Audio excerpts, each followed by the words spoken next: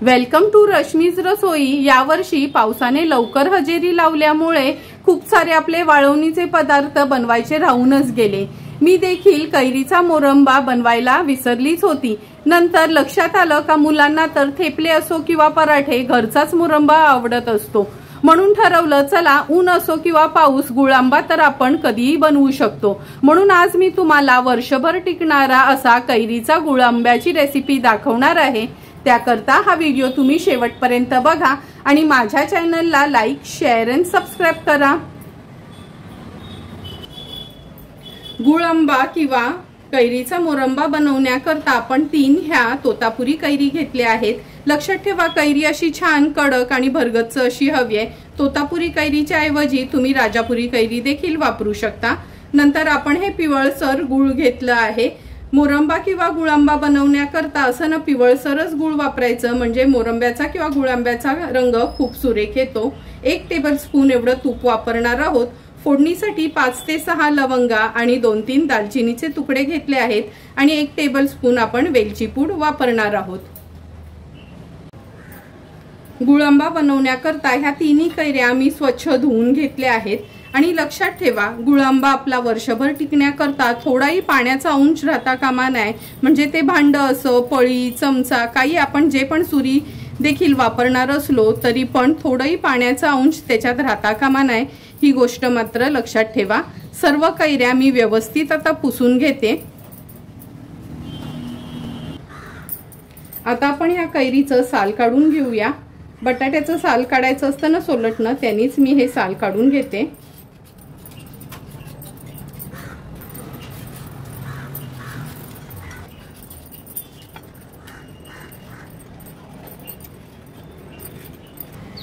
हे बघा साल आपण काढून घेतलं आहे, वरचं देठ आहे ते काढून घ्यायचे। नंतर ही खोबरं खिसायची खिसणी आहे ना, त्यांनी ही कैरी आपल्याला खिसून घ्यायची आहे।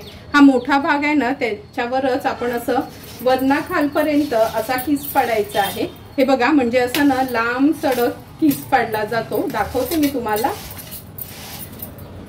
हे बघा अशा पद्धतीने 3 कैऱ्यांचा मी खिस पाडून घेते। हे बघा कैरीचा आपण खिस पाडून घेतला आहे। आता हा मोजून घ्यायचा आहे। गुळ देखील थोडा मी चिरून घेतला आहे।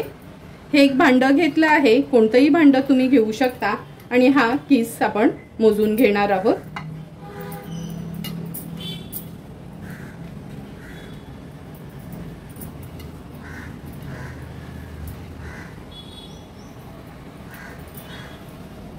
हे बघा अगदी 1 भांड भरून आपला हा कैरीचा किस पडला आहे। आता एवढंच आपण मोजून गुळ घेणार आहोत। तर चला मग आता हा मोजलेला किस आहे ना तुपावर परतून घेऊया। गॅसवर मी हे एक नॉनस्टिकचंच भांड ठेवलं आहे। लोखंडी भांड सोडून तुम्ही स्टीलचं किंवा नॉनस्टिकचं भांड ठेवलं तरी चालेल। चमचाभर मी तूप घेते ह्याच्यामध्ये। तूप व्यवस्थित आपण पसरून घेऊया। आता फोडणीला मी हे दालचिनी आणि लवंग घालते। लवंग आणि दालचिनी टोटली ऑप्शनल आहे, पण हे घातलं का खूप सुंदर त्याचा सुगंध येतो मोरंब्यामध्ये किंवा गुळांब्यामध्ये। तुपावर थोडं परतून घेतलं की ही आपली खिसलेली कैरी आहे ती ऍड करूया। आता एक 3 ते 4 मिनिटांसाठी ही कैरी तुपावर आपल्याला छान परतून घ्यायची आहे। गॅसची फ्लेम मी मीडियमवर ठेवते। एक 3 ते 4 मिनिटं झालेत, ही कैरी आपण तुपावर छान परतून घेतली आहे। आता जेवढी कैरी होती ना तेवढंच गुळ आहे, हे बघा ऍड करते मी आता। गॅसची फ्लेम मी मीडियमवरच ठेवली आहे गुळ ऍड केल्यावर पण।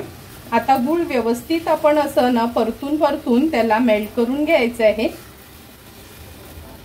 मीडियम फ्लेमवरच गुळ आपल्याला विरघळून घ्यायचा आहे।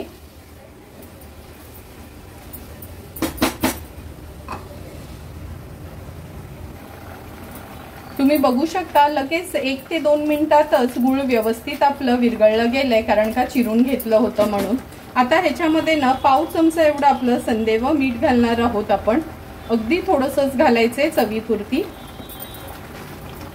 व्यवस्थित मिक्स करून घेऊया। आता आपल्याला ही कैरी गुळाच्या पाकामध्ये व्यवस्थित शिजवून घ्यायची आहे, म्हणजे जवळपास याचा एक तरी पाक होईल ना तोपर्यंत आपल्याला मीडियम टू हाय फ्लेमवर ह्या कैरीला व्यवस्थित ह्या पाका शिजवून घ्यायचे। अगदी 3 ते 4 मिनिटच झालेत आपण ह्या गुळाच्या पाकामध्ये ही कैरी शिजवून घेत होतो। आता गॅसची फ्लेम मी लोवर करते आणि चेक करून घेऊया ह्याचा एकतरी पाक झालाय का। थोडंसं स्पॅच्युलावर घेतला आहे पाक। आता अर्ध्या मिनिटासाठी थोडा गार होऊ द्यायचे। चेक करून घेऊया। हे बघा अगदी व्यवस्थित आपला एकतरी पाक तयार झाला आहे। या स्टेजला आपण ह्याच्यामध्ये वेलची पूड ऍड करणार आहोत। व्यवस्थित मिक्स करून घेते। गॅसची फ्लेम मी हाय करते आणि आमच्याकडे ना गुळ आंबा असो किंवा मोरंबा थोडा आंबट तिखट गोड सर्वांना आवडतं, म्हणून 1 टेबलस्पून एवढी मी काश्मीरी मिरची पावडर ऍड करते। ह्याच्याने कलर देखील सुरेख येतो आणि टेस्टला पण सुंदर लागतो। आता गॅसची फ्लेम स्विच ऑफ करूया, कारण का जर जास्त हा पाक शिजवला ना तर आपला हा गुळ आंबा किंवा मोरंबा आहे ना एकदम घट्टसर होतो। थोडा सैलसरच हवा, म्हणजे थेपले वगैरे खाताना खूप छान वाटतं। हे बघा मिरची पावडर घातल्यावर लगेचच गॅसची फ्लेम मी स्विच ऑफ केली आणि अगदी परफेक्ट असा आपला हा गुळ आंबा किंवा गुजराती भाषेत म्हणायचं झालं तर चुंदा तयार झाला आहे। सुरेख रंग आणि टेक्स्चर आपल्या ह्या गुळ आंब्याला आला आहे।